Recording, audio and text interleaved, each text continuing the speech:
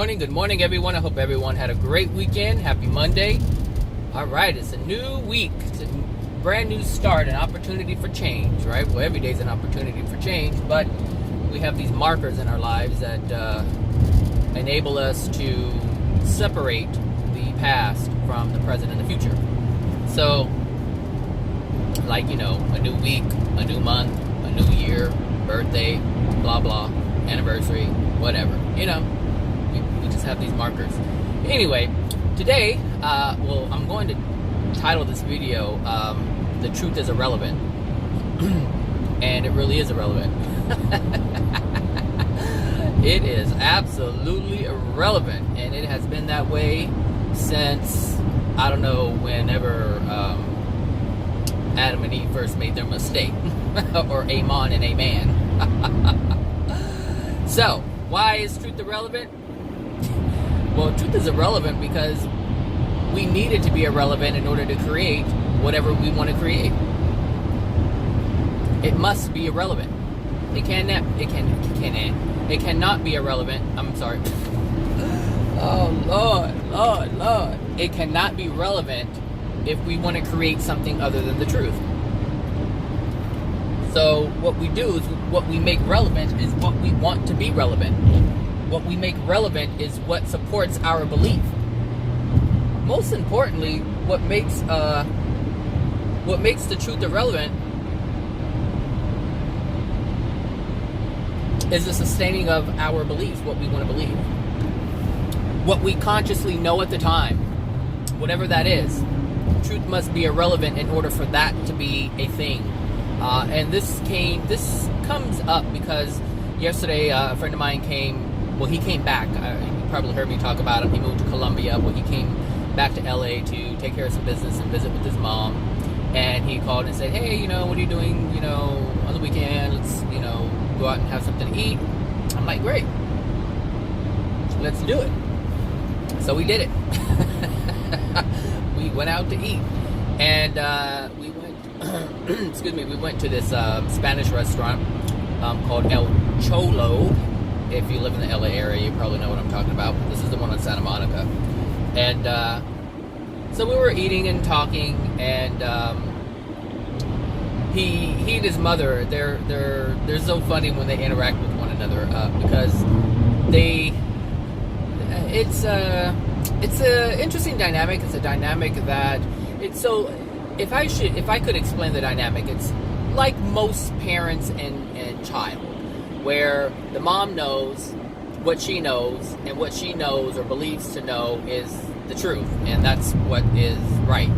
And then you have the child or the son or the daughter who is trying to find their own path, their own way, and so what they believe, what they know, to what they know as right or whatever to be the truth, and that's it. And so you have these two people going, back and forth, stating their claim as to what is right, what is true. And so, they were going back and forth, and he was talking about something, she was talking about something. He was saying, you don't understand. She was saying, yes, I understand, but I'm saying this. And I was just sitting back eating my food and just looking at him, right? And so they didn't really come to an agreement. And I just looked at it, I said, well, I understand what both of you are saying. And she was like, oh, he doesn't want to get involved. And it really had nothing to do about not being involved, even though I wasn't going to get involved in it. But it really didn't have anything to do with that. But what it had everything to do with is that I understood that everything that he believes is true for him, and everything that she believes is true for him. And it's not that they're not aware of what each other are saying, because they were completely aware of what one another was saying. The only difference is that one didn't believe the other wholeheartedly. They're like, yeah, I know what you're talking about, but this is what I'm saying. And the other one's saying, well, I know what you're saying, but this is what I'm saying. And so it was the funniest thing. It was just to sit back and watch, because I wasn't involved, and it was like a movie playing out. And the thing is, he was telling me about some things like white light, like, there's, you throw white light at them, at someone who is a certain way, and it changes the other person, and all this stuff. And I know about white light because we we use it in our hypnosis sessions. It's one of the things that we say in the induction, which is, you were surrounded by a bubble of white light, and this white light is a protective barrier or a transformative energy. A light of love is what it's supposed to represent. And so, like I said, I knew about it. And so he was, explaining to me how it works and things like that. And so the point of this video is it all works. Everything works. They were talking about health stuff and things like that. And everyone wants to, not everyone, but generally people in general, people want their idea to be the leading idea. They want their idea to be superior to all other ideas, which is why they believe it. That's the only reason why we believe things, is because we believe that what we believe is superior to all other beliefs. What I know is right. That's it. That's all. And so anything that you believe in the moment, you believe that it's superior knowledge. You believe that it's the truth over all other information out there. You're like, oh, this is what's working. This is great. It does this. It does that. And so ever since I've known them, they've been into like healing and medical this, medical that. Like this product does this product does that. This helps with this energy healing. Oh, it doesn't matter what it is. They've since I've known them, they've been into health. Well, I've also been into health for quite some time. I haven't really been into supplements.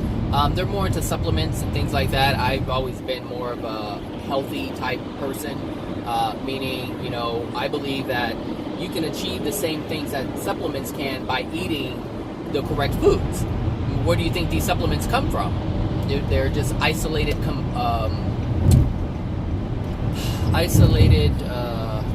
what is the word I'm looking for? I want to say ingredients, but that's not what I'm looking for. I guess components, something else.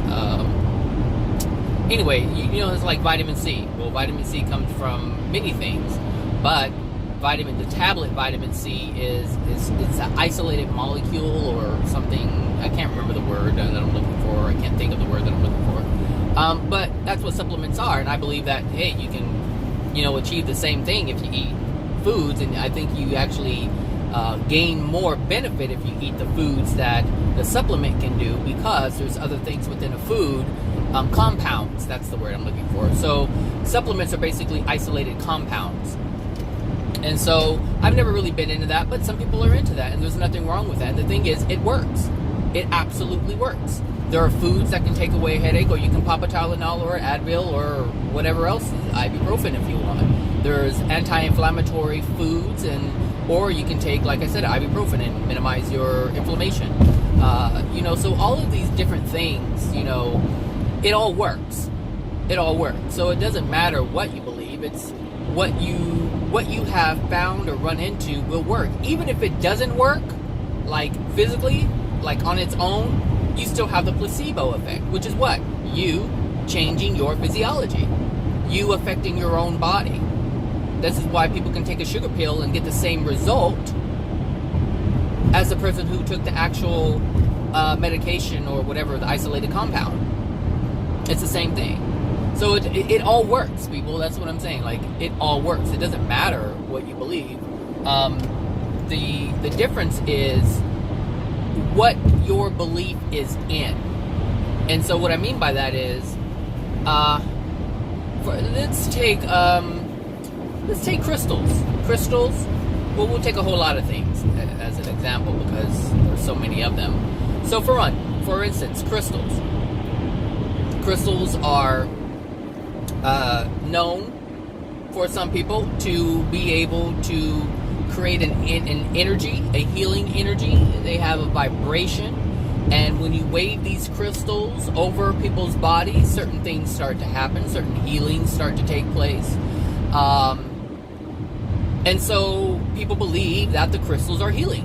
I use my healing crystals. I have this quartz thing over here. I have this rose quartz here. I have this over here. I have this moldavite here. I have this, and I wave it over you, or I leave it on you, your body, and it heals the chakras and does this to the energy centers and all the whatever, right? You have these people who do this. Then you have the energy healers who don't use any kind of crystals. They just use their hand. and they use their chi, I believe it's called, to affect the energetic body, just as the crystals affect the energetic body. It's all the same thing. If you really look at it, there's so many things that work. So it all works. It doesn't matter what it is. You can be a regular doctor, and they can hook up electrodes to your muscles and do I don't know what it's called, some kind of electrotherapy. I don't know, shock therapy, some kind of therapy. Where they're just twitching your muscles and you got all this stuff going on. Fine, so be it. Affects the body. It all works. So it doesn't really matter what you believe, but most people believe that what they believe is a superior thing. But basically what it is what's new, what's hot. What's new at the moment? What's hot at the moment? What is the thing that's in right now? And that's basically what dictates our beliefs in terms of what works. This works. Why does it work? Because X amount of people say it works. So, they say it works. They had great benefit. They have great benefit. Let me try it. Why? Because I want to have great benefit. And I'm going to have great benefit because I have so much invested in terms of it working. Like I have a true belief. Part of my being is accepting of the healing. Part of my being is ready to accept what they're saying is true. And so it works. But then you have the other half of the other people who try it and it doesn't work.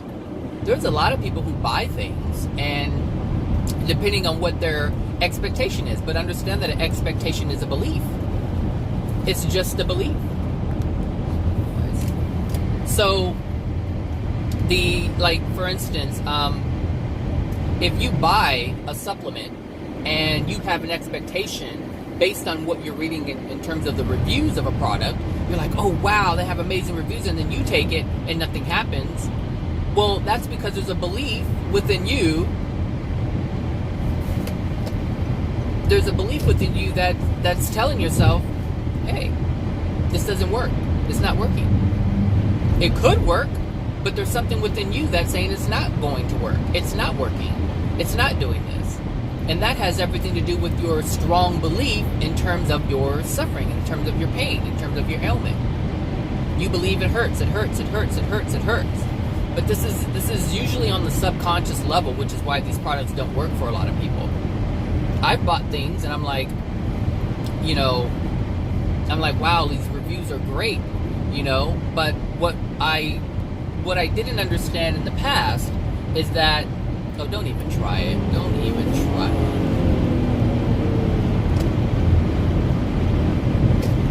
it. What I did not account for is that these people who are writing these reviews on products are basing their experience on their belief. Not so much the product, but their experience. They want it to work. It works on some level or another because some people have a strong belief that it will work. And that's what I'm saying. It will work. Whatever you want to work will work. Some people, they go in for, they have cancer, and they go in for their therapy, their chemotherapy. And depending on what their belief is, will determine whether or not the product works. Some people believe I'm strong, and I'm gonna get over this, and this is gonna help me get over it. And then you have the people who are like, it's chemo, it tears down the body, and I'm so weak, I'm so tired. And they succumb to that. We all succumb to our beliefs. Maybe that's what I should title this video, because it's true. We all succumb to our beliefs, no matter what they are. If you believe that life is hard and you're poor and this is just the way life is going to be, guess what? That's how life's going to be. I was watching this video of this man who won the lottery, and like a few months before he got divorced. And so they were asking him, why, what are you going to do? Are you going to work or whatever? He goes, I've never had a job. He goes, I just got divorced, not too long ago. Well, actually, it's been like 4, 5, 6 months or something like that. And his wife took care of him for 15 years. And before that, who knows who took care of him? But he really never had to work. And so other people took care of him. And obviously, this man had a belief that he will be taken care of no matter what. Like, that's his belief. Now, he was an overweight, sloppy man. You can tell he didn't take care of himself. And he won this huge jackpot. And so now he can take care of himself. Why? Because that's a belief that he has. How do you know? Look at his history. He never had to work. Someone always took care of him. Obviously, the woman resented him for this, so she left. Now she's suing him for...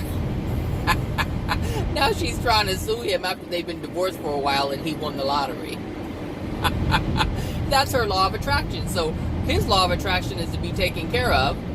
Her law of attraction is to be irritated by someone who doesn't want to take care of themselves. But his belief is that he doesn't have to take care of himself because other people will. Now he has money and other people will take care of him. But his belief, he succumbed to his belief. And so this is why it's important to understand what your beliefs are.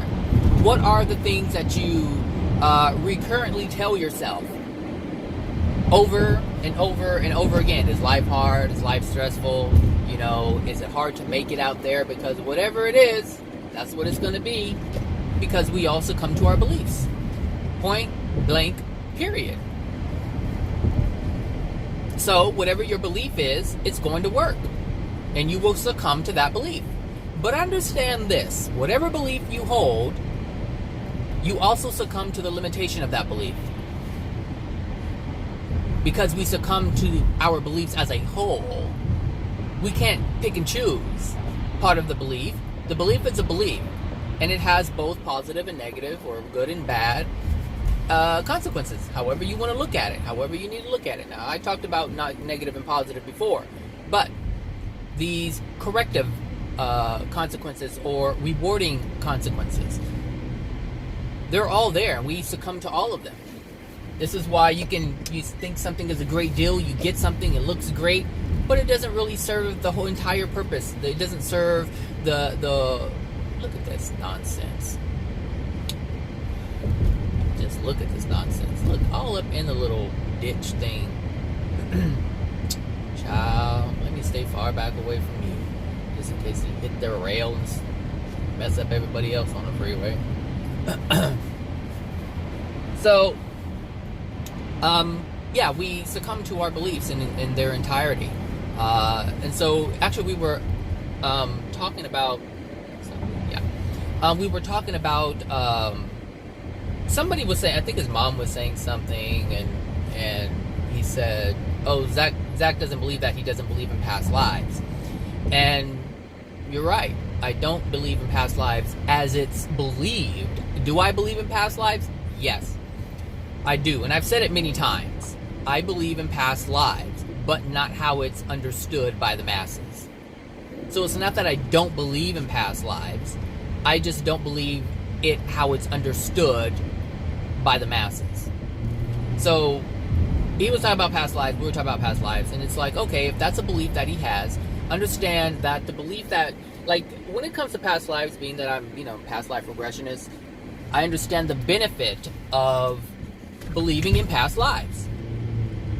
If you can link your trauma to a past life and events from that past life, then what will happen is you can attach whatever pain you have to that past life, and then you can remove it because you believe it's associated with the past. So if you go to a hypnotist, or you do some other something, whatever thing is out there, some kind of healing modality to take away the pain from past lives, then that will work. Again, you will succumb to whatever it is that you believe. Meaning it will work. You will be temporarily relieved. But this is the difference between the things that I talk about and these, I call them mind tricks, but these modalities or ways of healing. I'm gonna get away from you because you were all up in the lane, ditch.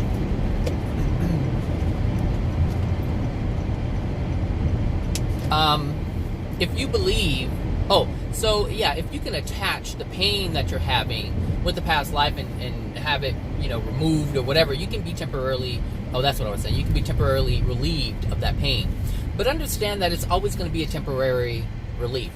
And most people, like he was saying, oh, I did this energy work on my mom's neck and now it's gone. And that's fine. It's gone. But if she didn't release the cause of it, see, nobody else can take away the things that are within our soul. Because nobody else has access to our soul other than ourselves and the Creator. These are the only two beings who have access to our soul. Ourselves and the Creator. So if he did something to her energy body, her spirit body, which then translate to a relief in her physical body. But that does not mean that she won't be in pain when she passes. It's a temporary relief. And so of course it works, but the thing is, like I said, we succumb to our beliefs. And we also succumb to the limitation of our beliefs. And so if we believe that now the pain is gone, but the truth is the pain originates from the soul and you haven't released it or removed it from the soul, then that means it's still there and it will come back. So yeah, she may not have neck problems now, but she's going to have pain of some sort when she passes. It's going to be there because it's still in her soul and it has to manifest again. Now her belief is it's gone. My son healed me, because these two are very strong in their beliefs, and you can't budge them unless they want to be budged. You can't do it.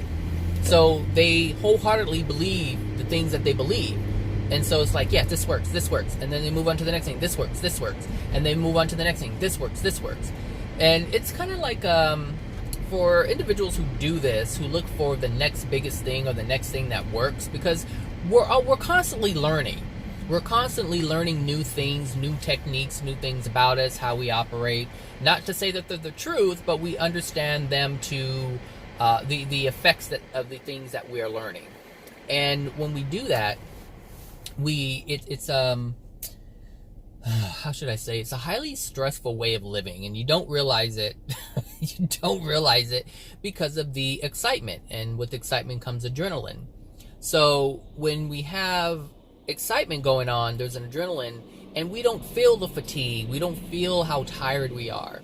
We don't feel the toll it takes to always seek out the next biggest, the next greatest thing. And it's a constant. This is why you see people who have like ADHD and they're like go. They're living on the adrenaline from the excitement of the next biggest thing that they're on, the next activity that they're engaging in. And within that, if they don't do that, they feel depleted, like not depleted, but they feel kind of stagnated. It's like it's almost like, I want to say depressed, but I guess depressed is something that people associate with sadness, and there is a sense of sadness, but there's a sense of or a lack of fulfillment. There's a great sense of lack of fulfillment. And so they have to keep going in order to be happy, in order to be engaged and feel enthused. They just have to. And it's like, oh, this works, and this works, and this works, and that works, and this product, and that product, and this modality, and that modality. It has to be done. But it's exhausting because there's no peace, there's no relaxation. It's always, hey, this, and this, and this, and this, and you're always going. And the thing is, you do that for a while, and it takes its toll, And the thing is, as it takes its toll on your body and on your emotional being, your mental being, what happens is you have to search for even more, and you become more tired. And then you search for more, and you search for bigger and better things that work. And the thing is, how we were talking about, I think I had mentioned hydrogen or something like that, because they were talking about products. That's not happening, crazy. These people, you tripping this morning. They are tripping on this road this morning. Let's see. We were talking about hydrogen, they were talking about products and some kind of product. And the thing is, right now, you guys probably know, you've been listening to me, I am more of a simplistic person. I want the ease and the calmness I want the peace to be in my life. And so I find things that are simplistic in nature, because it's in alignment with what I'm looking for, which is why I like the idea of hydrogen, because it's just one molecule and that's it, which has so many health benefits. It's not just one thing and one thing, and this is the thing, is like, and I think it's absolutely amazing that I found this one thing that affects the entire body on so many different levels, rather than finding this product for this and this product for that and this product for that. Granted, it was $10,000, but obviously it's part of my law of attraction because I'm able to afford something like that. I understand that not everyone can afford things like that or something like that. And so you have to, find all these different things, and it gets complex. It gets complex. I've seen people with their vitamins. I'm like, they take this vitamin for this, and this vitamin for that, and this vitamin for this, and before you know it, they're like 15 in the morning, 15 vitamins. I gotta have my vitamin E oil, my fish oil, my salmon oil, my krill oil, my this oil. I gotta get my omegas. I got my vitamin C, my vitamin D3, I have my vitamin D this, and I have my K's, and I have to take this for this. And it's like, oh Jesus, like that takes away all my peace and joy. It's just too much. Like, it's just too much. And and so it's, just one of those things that we do the things that are in alignment with our lives. Like, we engage in the things that support where we are in our lives. Have you seen someone chaotic? Have you seen someone who's just all over the place? And they're just doing this and that and the other, and there's just a lot. They're like, I have to do this and I have to do that. Oh my gosh, and I forgot about this and I have to do this. The things that we engage in are a reflection of where we are in the moment. And this is important because you can tell where someone is in their life by looking at the things that they engage in. Are they always on the go? Are they always tired? Are they always stressed out? Do they always feel like they have to do something? Do they feel like they have to solve something? Do they always feel like they have to find something new? Like, what is it that they're doing? Because this will tell you where they are on a soul level. And I can tell you this, I used to be that person. I used to be that person who, had to do this and look for this and look for that. And it's completely different now. I want it easy. I want it peaceful, but I want it to be meaningful. I want it to have a great deal of value. I don't believe in one of my beliefs, and I'm succumbing to my belief, is I don't believe I have to work hard in order to get something. And that's pretty much been my life. I don't have to work hard. At least it doesn't feel like I'm working hard. I enjoy the things that I do. Very rarely do I engage in things that I don't like. But for the most part, I like just relaxing and just kicking back, and just enjoying life, being able to look at others and learn. Am I going? Am I staying? Which one is this? What am I doing? Is it rerouting? Am I staying on the 110? Well, 110 it is.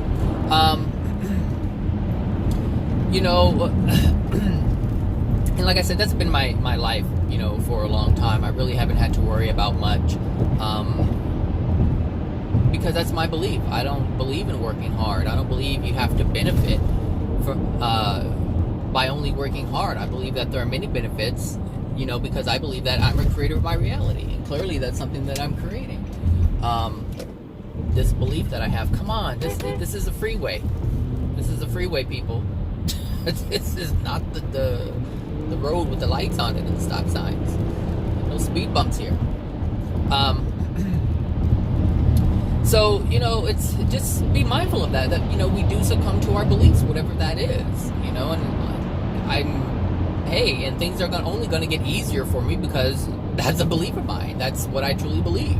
That's what I feel within my being. Like, the older I get, the less work I have to do, but the more I get to enjoy life. Like, that's my outlook. I don't feel I have to work hard and do the grind and, to succeed. That's for people who believe that. That's not for me. So what our beliefs are, and the thing is, if everyone believed that things came easily and naturally, then people would be less stressed. But the thing is, people like it. People live for that, and this is part of why people are. And let me be more clear on that. People aren't looking for the stress exactly. There's a component to stress that they like, because when we have a lot of emotional injuries, we don't really feel our soul. We don't feel ourselves. And so we have to engage in these things because this is what makes us feel alive. We feel the emotions. This is why people are angry, because they feel something. They feel it other than what they would naturally be feeling, which is why they engage in the anger. They don't want to feel the sadness, the lack, so this is why people argue. Those who yell and argue and with one another, there's a lack there. A lack of what? A lack of love, but there's a great deal of pain. And so if you don't want to feel the pain, what you do is you cover it and you become angry, irritated, agitated, and you get annoyed with one another. And this is what comes out. And you feel alive. You feel like, yes, I know. Yes, I have this, and yes, I have that, and yes, I know this, and yes, I know that, and yes, I'm a part of this, and yes, I'm a part of that. And you feel like you're living. You feel alive. But if you don't engage in those things, then you feel the complete opposite of that. And that's what you don't want to feel, which is why you choose the latter, the more stressful way of living. Because it gives you the illusion of being alive. Because otherwise, if you didn't engage in these mind tricks, then what you would feel is the truth of your soul. The pain of your soul. That's what's within your soul. And the reason why that would come up first is because that's what needs to come out first. Pain and misery isn't something that we are supposed to feel, which is why as we stop engaging in these addictions that we do, or the addictions that we engage in, the reason why or when you stop doing that, you feel the pain. And this is what's supposed to trigger the tears to let it out, so that you don't have it in you anymore. So this is why when you stop engaging in the addictions, you feel like crap. Because the universe, it's almost like the universe is put like a volcano. The pressure is building, it's trying to push it up, but we're capping it with the addictions. We do sex, we do the smoking, we do the drinking, we do the jokes, we make fun of life, we do all kinds of things. We look for this cure, we look for that cure, or look for this relief, or look for that relief, look for this modality that works, or looking for that modality that works, looking for the next big thing, looking for the things that make us feel good, music, it doesn't matter what it is, dancing, and these are all great.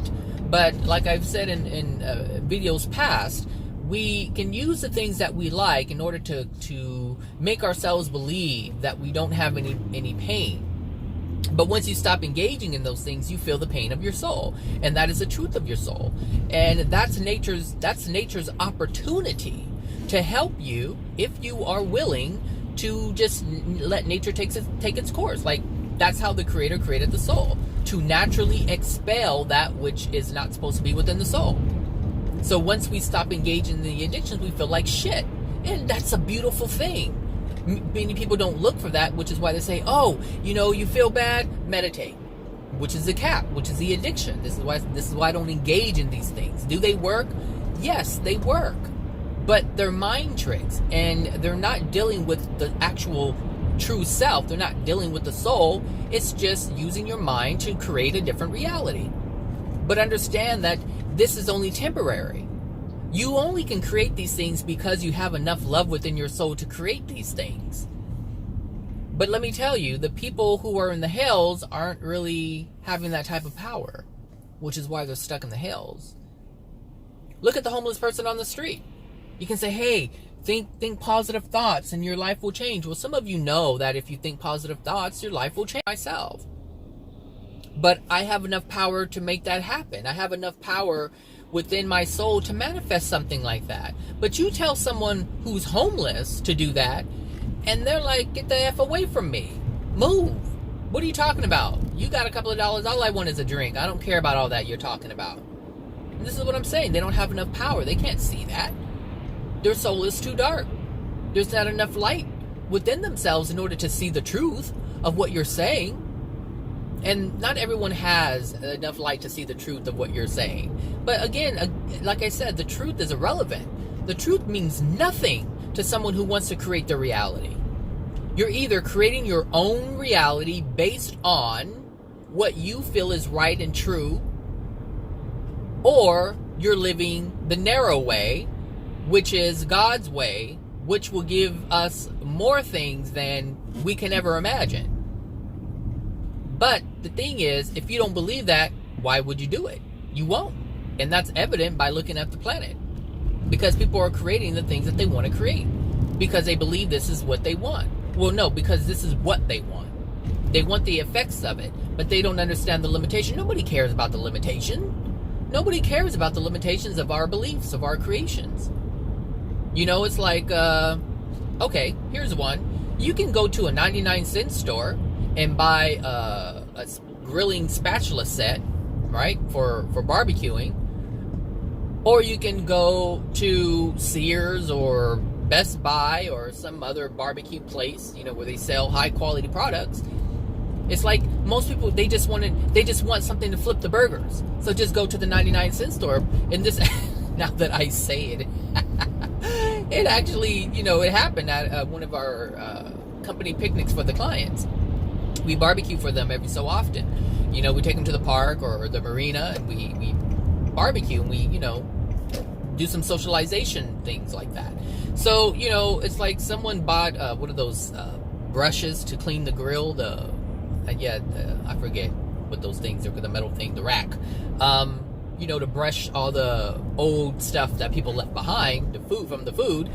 You know, someone bought a brush from the 99-cent store, and that thing damn near melted. It did melt to where there was really nothing left. It was just a little stubby melted chunk of plastic. And it's like, we do things because we believe it's going to solve the problem in the moment, but we don't think about the limitations. We don't think about how the reality, how the condition of our soul is going to affect the idea that we're about to use.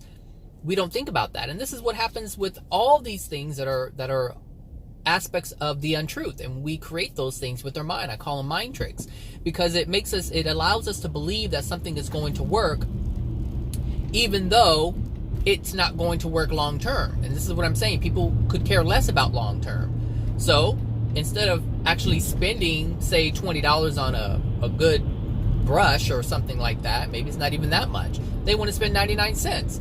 Why? Because they think it serves the same purpose, but it's not. In reality, it's not. And they'll understand that because they'll abandon that belief to adopt a new belief. And this is the proof. How many times have you believed something to work and now you don't even do it anymore? Oh, I'm going to, you know, take this protein drink, or I'm going to take this superfood, and it's going to just energize me. It's going to change my life. It's going to change my being. My body's going to feel great. And you get it. And now it's sitting in the cabinet. Now you forgot you even had it. Damn, you forgot you even did it. And now you have a different thing. Oh yeah, I'm doing this juicing thing. Look, I've experienced this already. I got so much shit at home. I got all kinds of stuff at home. I have juicers, blenders. I have, you know, whatever kind of shaker, superfood thing. I have spent thousands of dollars on products. Thousands of dollars on products. Because I believe this is going to work, that's going to work. I have all kinds of massagers collecting dust. One for the back, one for the neck, one for this, one for that. And it's like, we all reach for that one thing to be the answer. And the thing is, if it were the answer, then we would continue with it. But then even at that, let's just say I was doing it. Let's just say I was engaging in all the things that I spent my money on.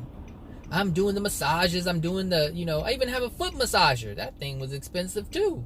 So I got one for the back, one for the neck, and one for the feet. And it's like, I don't even use this stuff anymore. Now it's a hassle just to bring it out and plug it in. You know, but the thing is, let's say I was engaging in these things. All these different things. I'm engaging in them. Well, once I stop, is the relief still going to be there? Most likely not. Why? Because whatever is causing the pain is within my soul. That's it. And that tells me something. It's just a mind trick. That's all it is a mind trick. And it will last as long as it needs to last. As long as we believe it's going to last. Some people will believe they're healed forever, and that's fine on this planet. But there's grace here, people. There's grace on this planet. The pain is muted, and many spirits have said this. You know, it's like the pain that they have within themselves while on Earth it's so different than in the spirit world. And they say, well, you know, it feels like there's little daggers being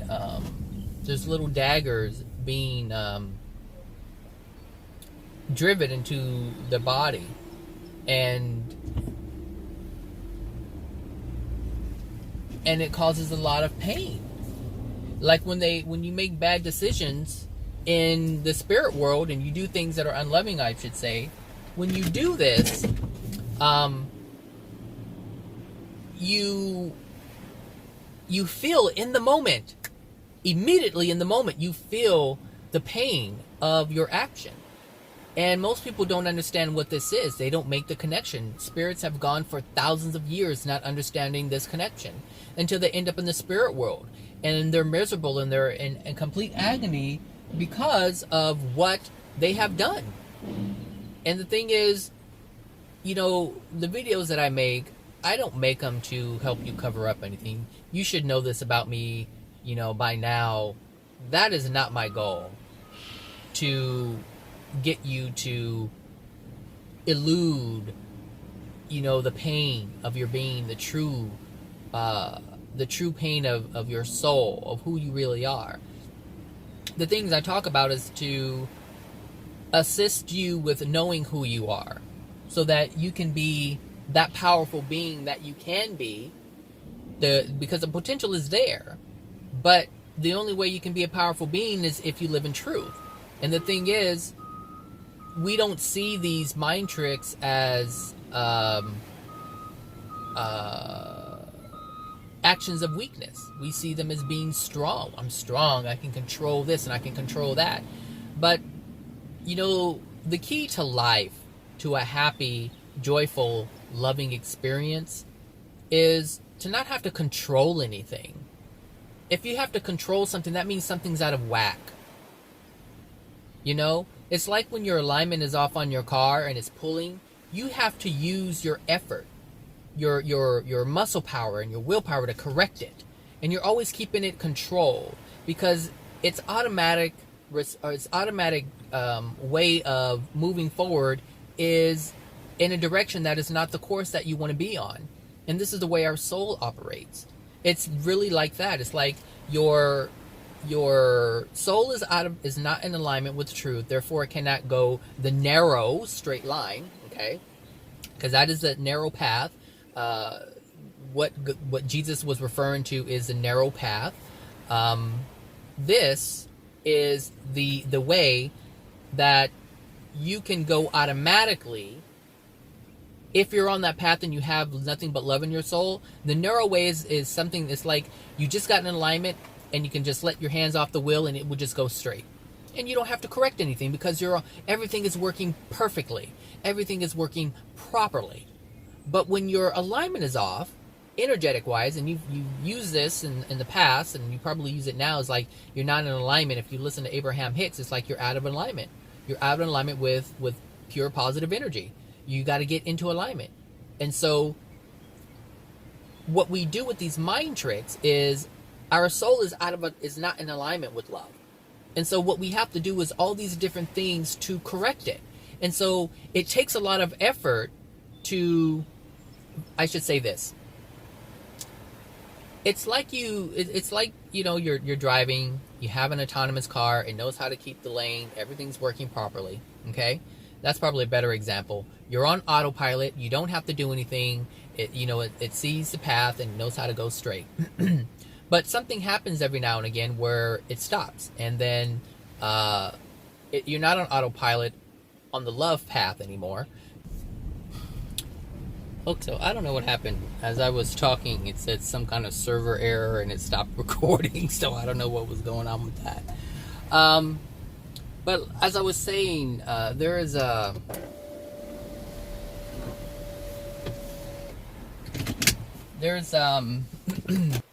it's like, you're on autopilot, and your soul's out of alignment, and so it starts veering off, and so you have to do everything to course correct.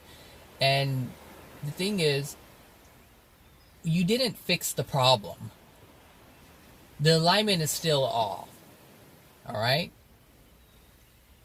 The autopilot isn't working on the narrow path anymore. And so you have to do everything to focus on keeping yourself on the path.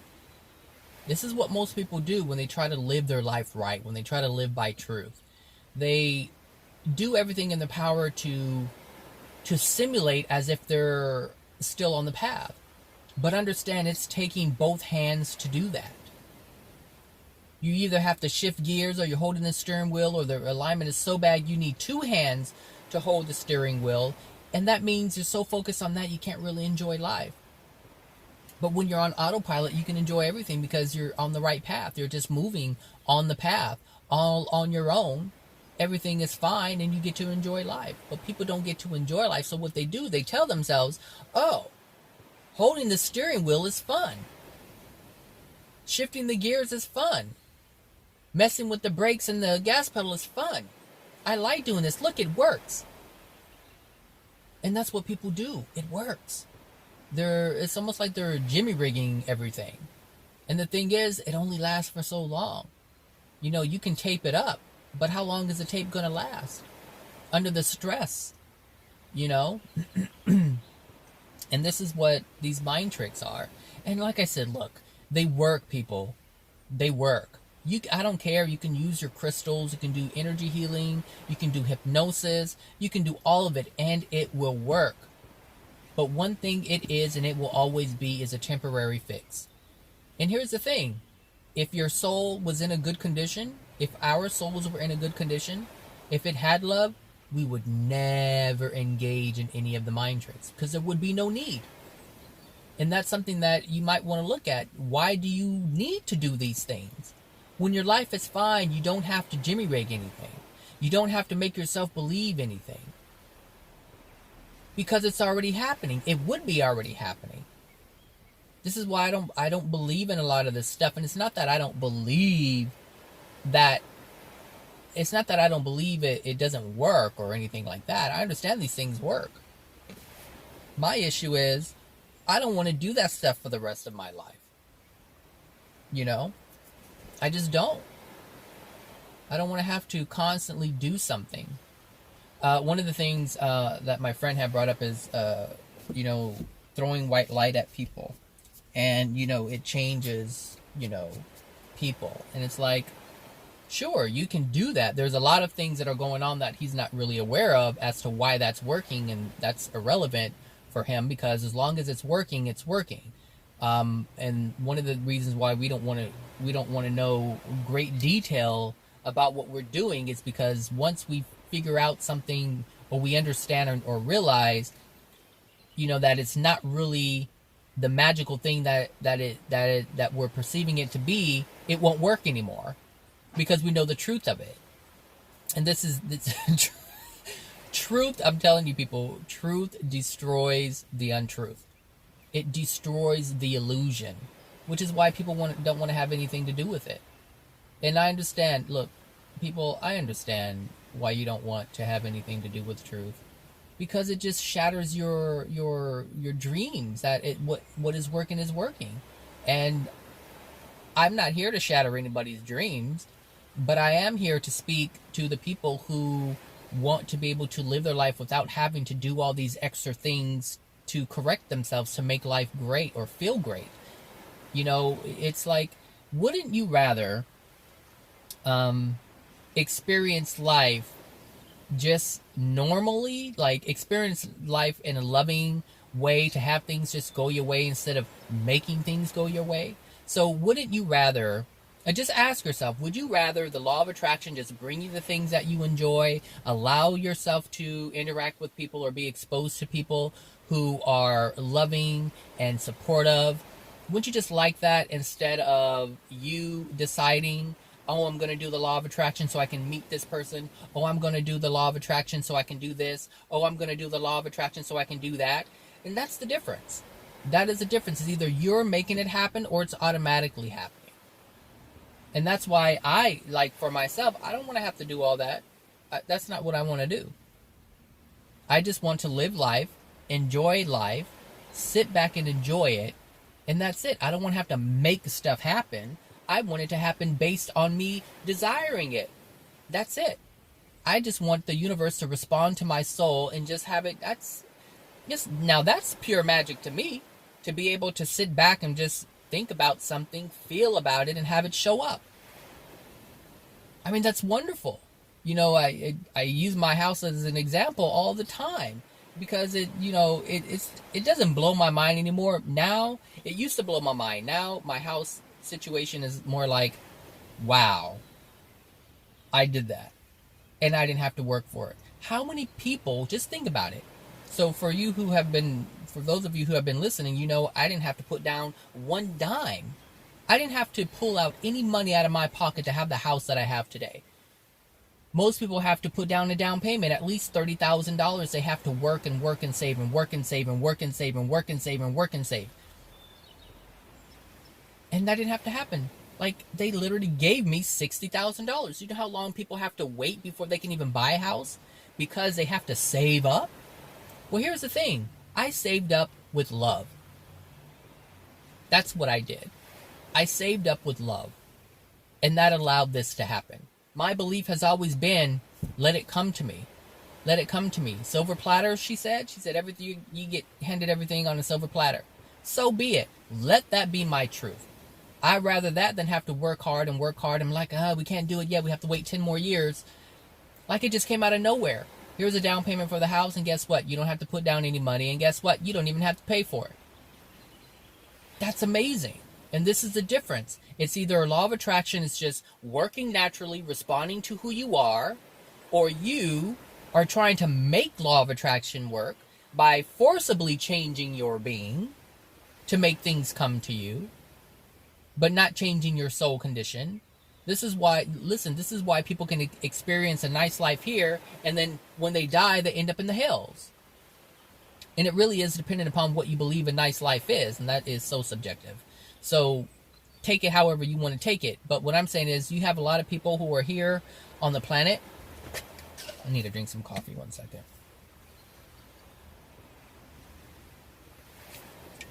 You have people who are enjoying life in a wonderful way. They have lots of money. Need to let some air in. It's getting up in here. And then they die in the hells, and they can't figure out what the hell happened. They were living in a mansion with their workers. They were, they had all the cars that could go anywhere. They can go everywhere. And so their life was great here. And based on how we measure life, how the degraded human measures life. So the degraded human measures life by having all those things. You've made it. You've arrived. If you have all those things, if you have all the material things, if you have access to services, or people to serve you, I should say, if you have access to all that, you're living a great life. But is that the truth? It's true for you. You believe that's what you believe, which is why you reached for it. That's why you reached for it. You wanted to become a doctor or whatever, to have a title. If that's what you want, then that's what you want. That's what you reach for. But these things have little bearing in the spirit world. This is why I talk about this stuff. I incorporate how we live here with how we experience life in the spirit world. Because for some, it's not the same. It's completely different. There's a huge contrast. Stark. Very stark. And it's important to know this. This is why I talk about this stuff. It's not just about what you do here. Most people who listen to my videos for the first time, they're looking at life from the perspective of just living here on the planet. And that's fine. That's true for them. If that's all that's important to them, guess what? That's all that's important to them. Just like that 99-cent little brush for the grill. If the only thing is important to them is to visualize in their mind that they're scraping it and it's coming off, so be it. Who cares if it actually works or not? Who cares? What cares is what you have in your mind. And I guarantee you, anybody who goes to the 99-cent store has it in their mind that it's going to work just as good as the other one. It's going to serve its purpose. And it may serve its purpose only one time, and it did. That little brush served its purpose one time. You got 99-cent use out of it. They use that brush first of all.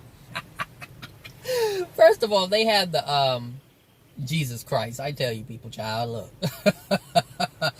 First of all, they already put the coals in the grill.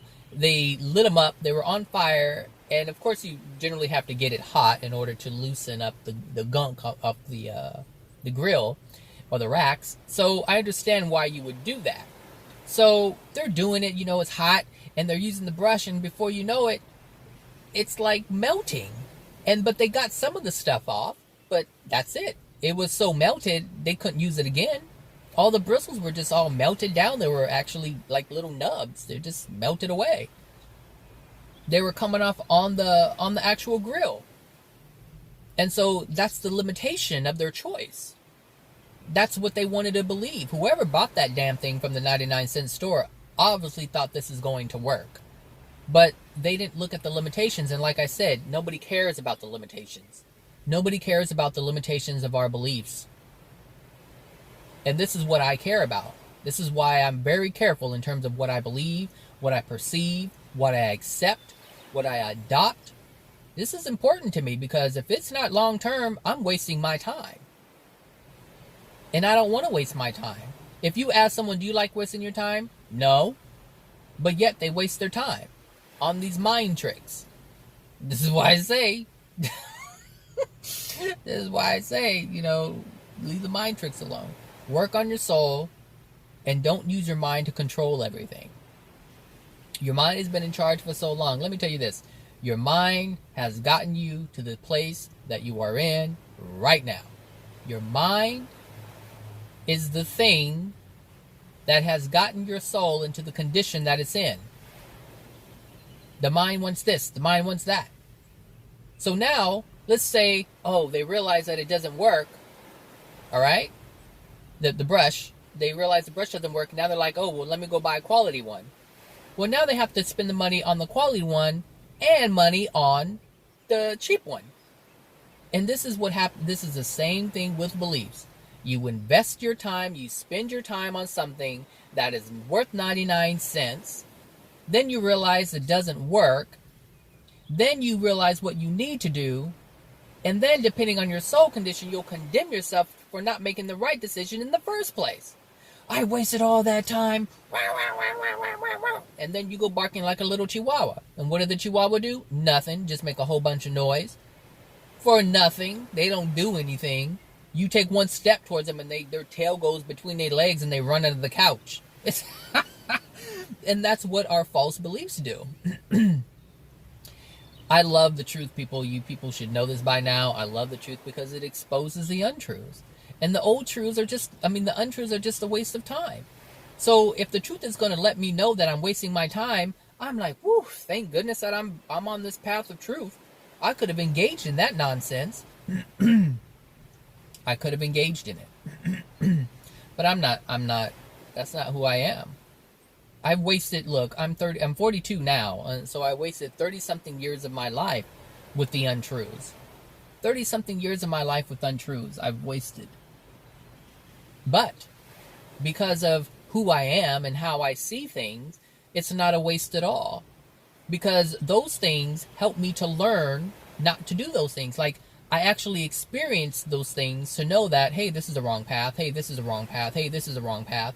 Which tells me this is the right path. This is the right path. Or this is a better path. This is a better path. This is a better path. Oh, that was a better path. Now I found an even better path. So I'm going to be on this path. And that's the thing. And the thing, let me tell you something with truth. When you know what it is, your options are limited here.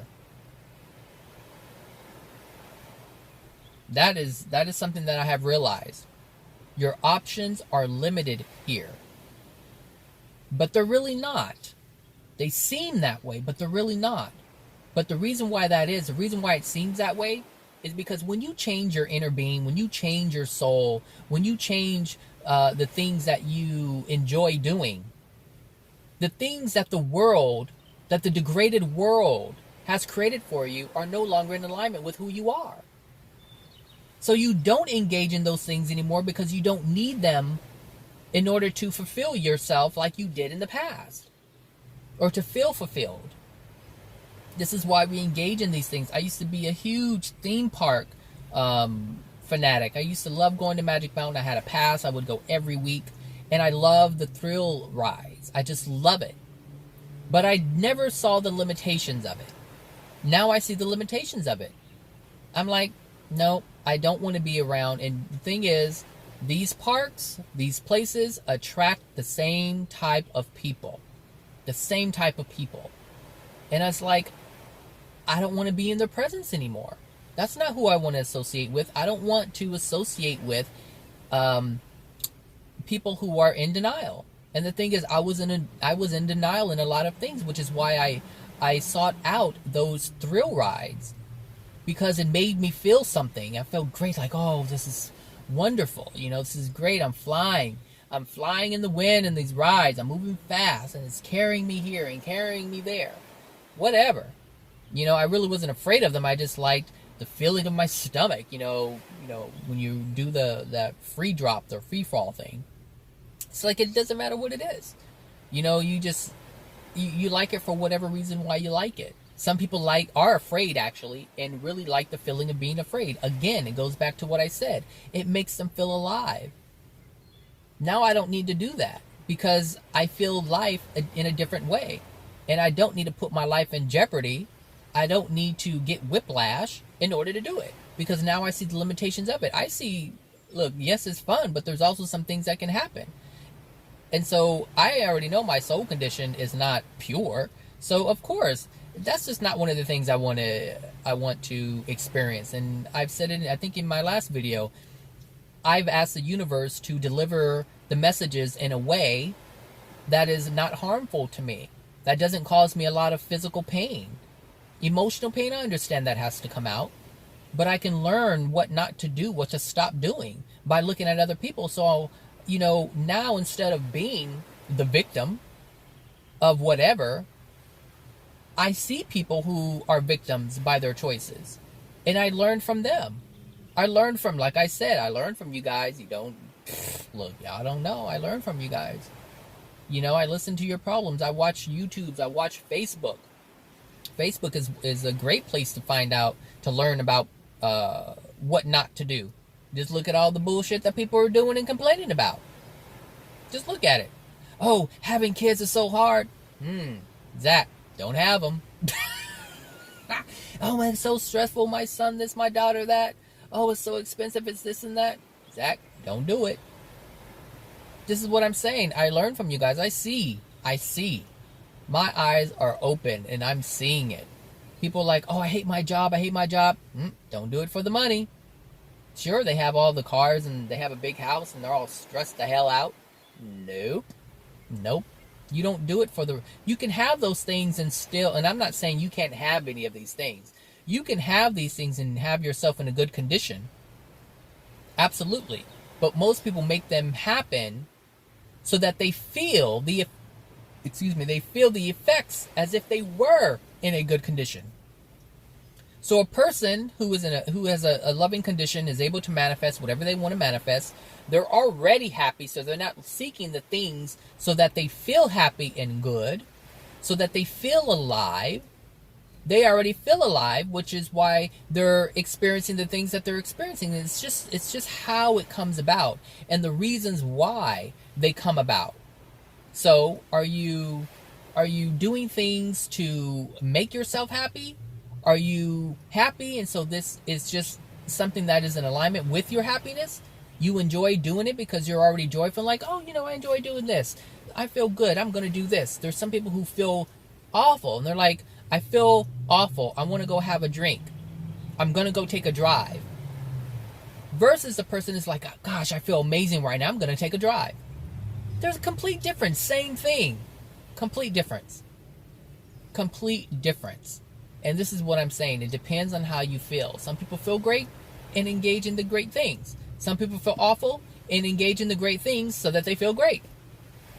But it just depends on what you're doing. Are you experiencing things that are in alignment with your soul, or are you experiencing things that you wish your soul was in alignment with? Because, like I said, it's how we see things. But understand this, like I said in the beginning of the video, truth is irrelevant when it comes to what you want to manifest for yourself. It doesn't matter if your soul is in alignment with it or not. It doesn't matter if you feel worthy of it or not. You can do whatever you want to do. You feel like you're not a leader? Fine. Go take some courses to make yourself feel like you're a leader. That doesn't change your soul condition. So that means there's always going to be something that's going to present itself to make you feel like you're not a leader. No matter how many courses you take. Sure, you can take the courses like, yeah, this is how I talk, and this is how I'm supposed to present myself. This is how I'm supposed to dress. I'm dressed to the nine. My speech is great. The content is amazing. And then, after a while, it's like someone says something to you or criticizes you or gives you advice, and you're like, it's like your balloon just like, all the air just out of it. Bloop, just like that. Because your soul can't sustain it. It was never part of the real you. It was part of the facade that you created, that you wanted to be. And it works. It works. It's just temporary, people. It's temporary. So you're always going to have your ebb and flow. If it's not, if it's something that you created with your mind, you're going to have some ebb and flows.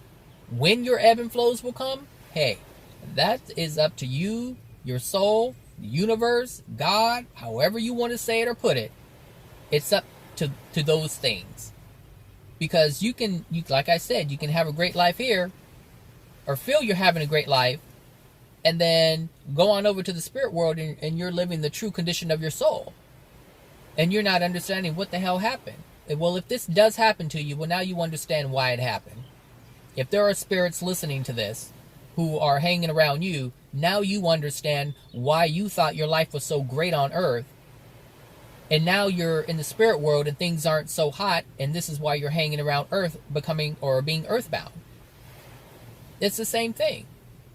It is the same thing. It just depends on when it's going to show itself. Some people it shows up here. Some people it shows up in the spirit world. Some people it shows up in 5 years. You get it. Some people you get it in 1,000 years, 100 years, 10,000 years, 20,000 years. It just depends. Just depends. But that's it. Truth is irrelevant. It doesn't matter what's true. All that matters is what you want to matter, what you want to be true, and that will work for you. It will work for you. If that is something you believe in, it will work. You worry, hey, your life is nothing but worry. Why? Because that's what you believe in, and that's what's working. You believe all you have to do is chant, then guess what? Chant your ohms. This changes your life. It works. White light, throw it at people, it works. Do all those things and work. But understand, if it's from the mind, it's a temporary thing. And the thing is, you don't even have to believe that. Because the truth has nothing to do with your reality. What you want to be. Which is why this is why people disregard truth. Because it's irrelevant. I don't care about that. I don't care about the truth. I don't care about the soul.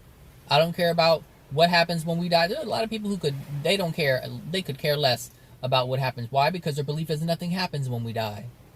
Some people believe that. We go into nothingness. Yep, they believe that. And guess what?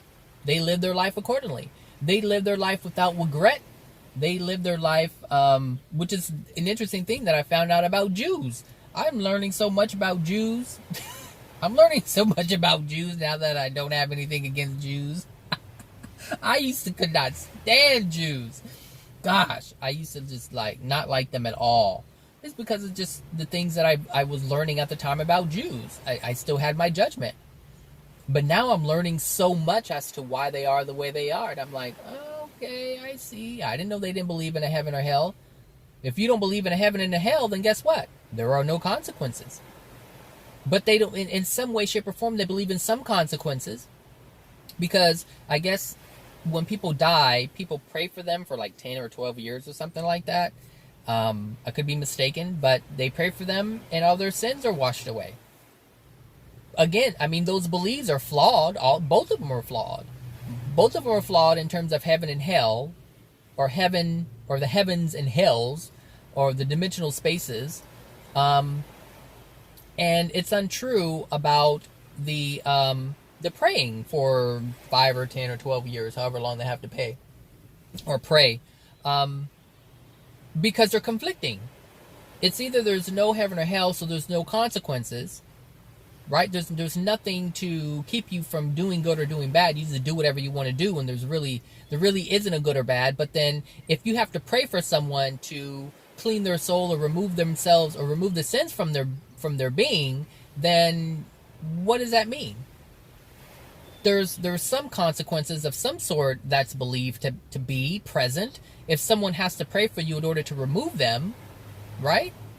So also Jews have a lot of belief in terms of they basically have the power over themselves and they can do whatever they want to do.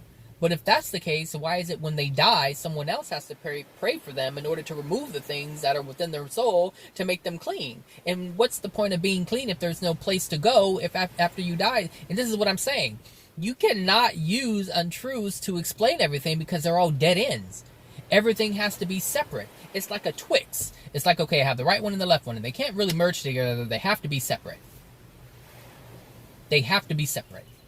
Why? Because this is this and this is this. And they can't merge. And the thing is, with truth, everything merges together.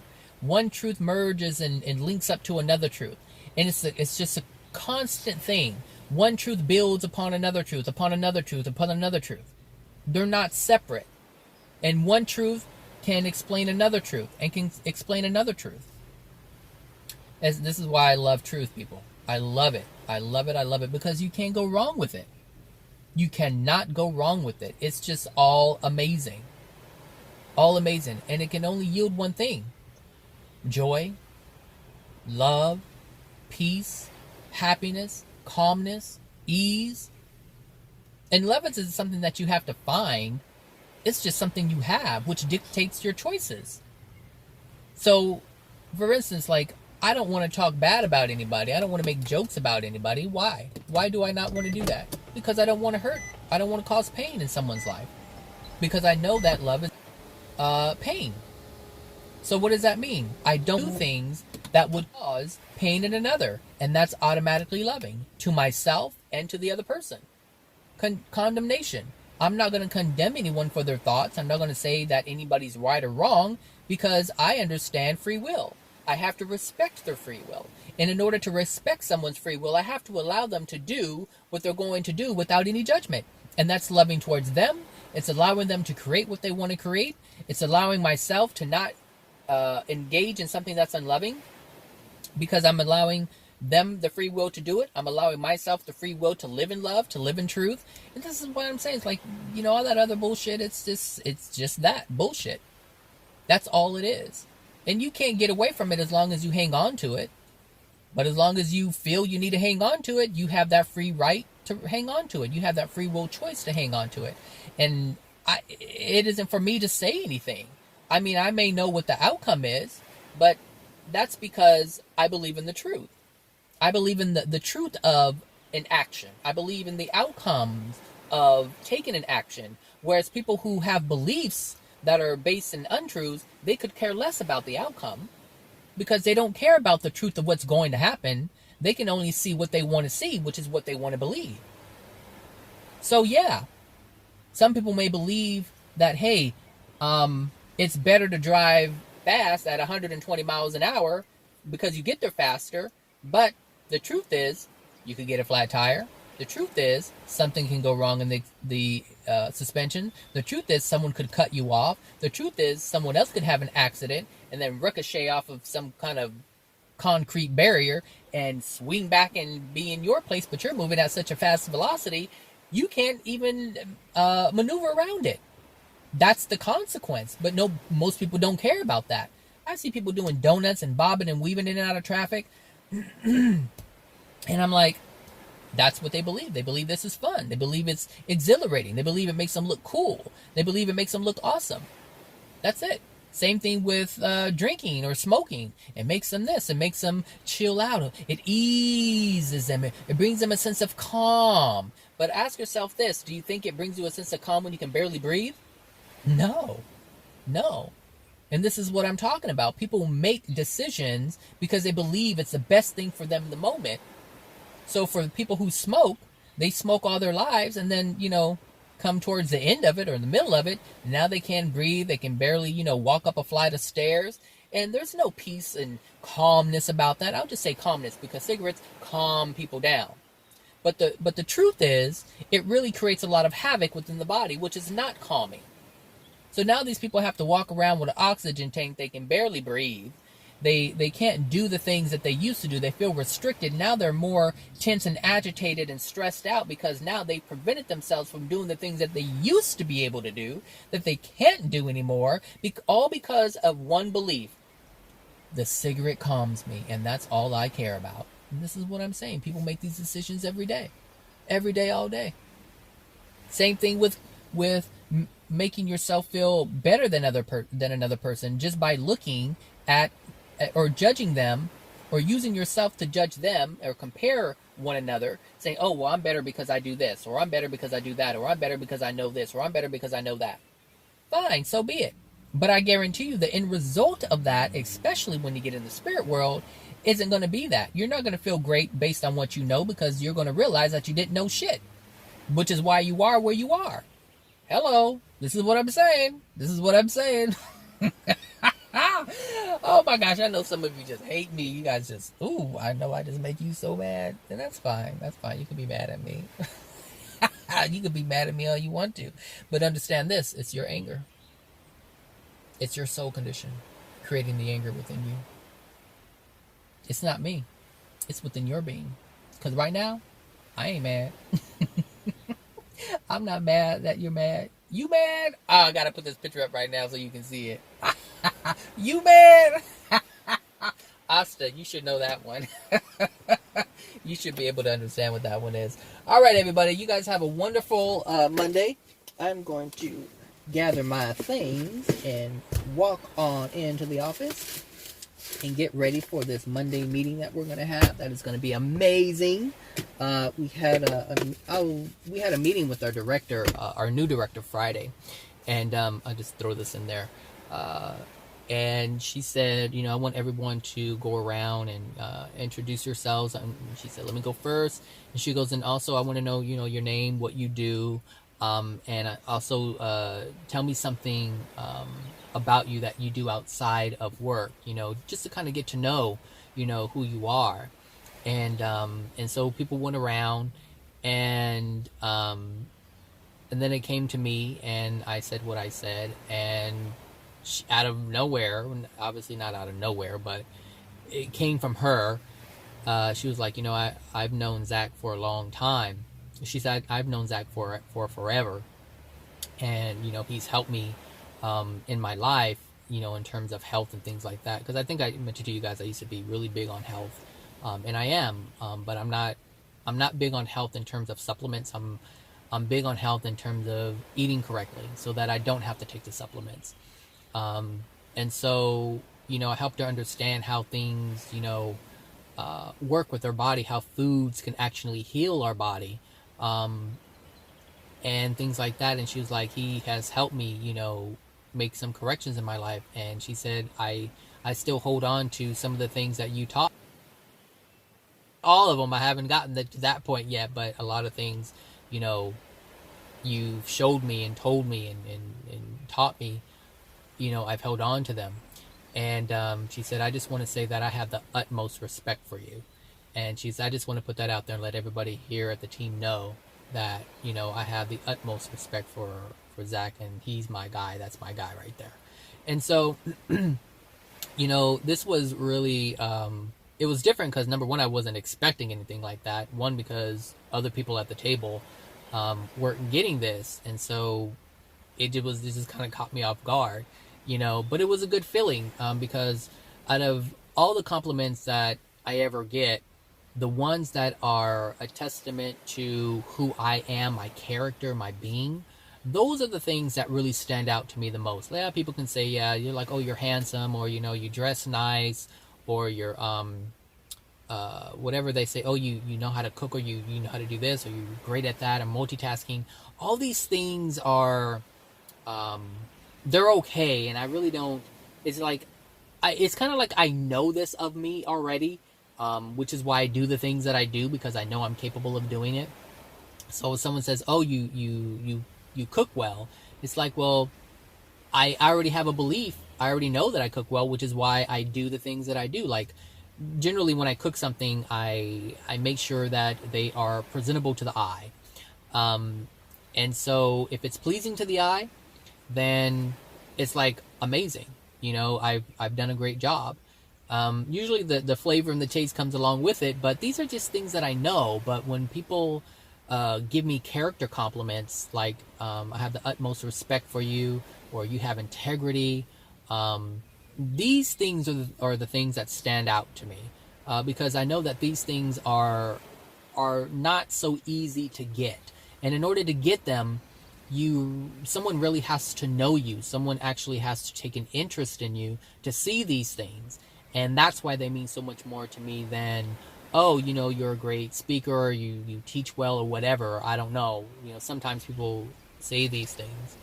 You know how to present information to where people can understand it, and yeah, I know not everyone knows how to do that, but it's like I said, it's the character compliments that really stand out and mean the most to me. So when I get them, I cherish them and I value them, because these are the things that help me to remind myself that I am on this path. Because when you're on a path that generate those types of compliments, you don't really, like, I don't look for them, which is why they're kind of surprising when they come, because I'm not on the lookout for those types of things. And so I'm not constantly saying, oh, people respect me. I don't walk around doing that. So it's a nice reminder, because like I said, when you're living on a path of destruction, you don't really think about you being on a path of destruction. And when you're living on a path of love, you don't really think about living on a path of love. You just don't. It's not something that crosses your mind, because you're not really looking. It's almost like you're on autopilot. If you're not on autopilot, living life that way, then of course you seek things out, because you need these things in order to sustain who you're not. You need to hear it in order to remind you to believe it. That's the difference. Like, there are some people who just do things for compliments. There are people who go out of the way to do work so that they can get recognized. And this is what I'm saying. They need the compliments to build and hold themselves up in this light. But the light isn't the truth. It's fabricated, meaning you're doing extra. Look, there are people who just do things and they do it well. I'm one of those people. Like, if there's something at work and it needs to be done, I do it, and I do it well. Not because I'm trying to do it well, it's just simply because I know how to do it. What people say, like, I'm sort of like a perfectionist, so when I do something, it's like, okay, it has to be done to this standard. But this is a standard that I only know how to do, so this is the standard that I use, but I don't do it for compliments. Some people do it in order to get compliments. And it was interesting, because when we were going around the table in the staff meeting, and, introducing ourselves, and, people are like, what do you do? And this one person was like, and I do this, and I do this, and I do this, and I do this, and I'm the youngest in this, and I'm the this, and I'm the this, and I'm like, okay, she asked what you do. And this person was actually lifting herself up, saying, I'm the youngest, and I've reached this goal, and I'm the youngest, and I've reached this position, and I was put in this position, and I was put in that position. And this is what happens. And it's like, people don't see that they don't see the insecurities within themselves, which is causing them to boost themselves or lift themselves up or paint a picture, for someone else to see. And this is what I'm saying. You know, this is how you can tell whether it's a facade or it's the real authentic you. If you're looking to be recognized, then no, it's not the authentic you, because you don't need someone to recognize what you know you already are. You have to get recognized so that people notice something that you want to see in yourself. And so you're using them to tell you who you want to be. Oh, you're so amazing. And this is why, like, compliments, I don't buy everybody as compliments. That's one thing I don't do. I don't care if I get complimented all the time, first of all, but they're not real. Like, I used to get complimented from the old director all the time, but they weren't authentic. They weren't real. She was complimenting me so that I can see that she's being a manager by noticing me, but she really wasn't noticing me. There's a difference, and this is what I'm saying. She was complimenting me so that I can recognize something in her. This stuff is too much. People are too much. They crack me up with this nonsense. But it's the nonsense that needs to be had, because it's nonsense that is a representation of where they are. And so it's like they are who they are because they need to be who they are in the moment, so that they're able to see where they are on a soul state, their soul condition. Listen, people, assholes are assholes because they need to see that the things that are within their soul are causing them to be assholes.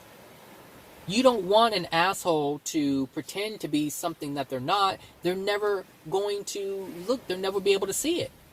The thing is, we express ourselves based on the condition of our soul.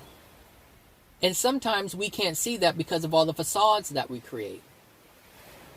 So how do you think you're going to learn about yourself and who you are and the condition of your being? Well, you have to allow someone else to see it in order to tell you about it. Gosh, you're such a bitch. Oh, you're an asshole. Oh, you're a liar. Oh, you're this. Oh, you're that. They need to hear it in order for them to see it within themselves. They have to. How else are they going to know? So they need to be who they are in order for someone else to see them, because obviously they are who they are in a degraded state because they can't see themselves. So they need to be themselves in order for someone to recognize it and tell them who they are, so that hopefully at some point it will click. Maybe it'll take 30, 40 years for them to see that, oh, you're a SOB. You know, funny I say SOB, but I'm using fucking shit and bullshit all the time. Well, that's because I'm becoming less comfortable with profanity. So that's why it's, you know, you'll hear me shift back and forth, because some things it's like I'm used to saying, so I'm used to using the profanity, but within myself, I'm not as comfortable with it. So I'm in that transitional stage, and so pretty soon you won't hear me say it. But that's just because that's just something that I'm recognizing and working on for myself. Not based on because other people don't like it. It's just based on me no longer being comfortable with it. And that kind of goes, you know, like what I said in my last video, which is don't believe anything based on someone else, or don't change anything based on someone else. Do it because you want to do it. And the thing is, I'm wanting to use less profanity because I'm just no longer comfortable with that. Just my being, it doesn't resonate with that as much. So I use it still, but slowly but surely it's going to be phased out. So yeah, that's it. So anyway, have a wonderful Monday, everyone, and I will talk to you guys later. All right, bye now.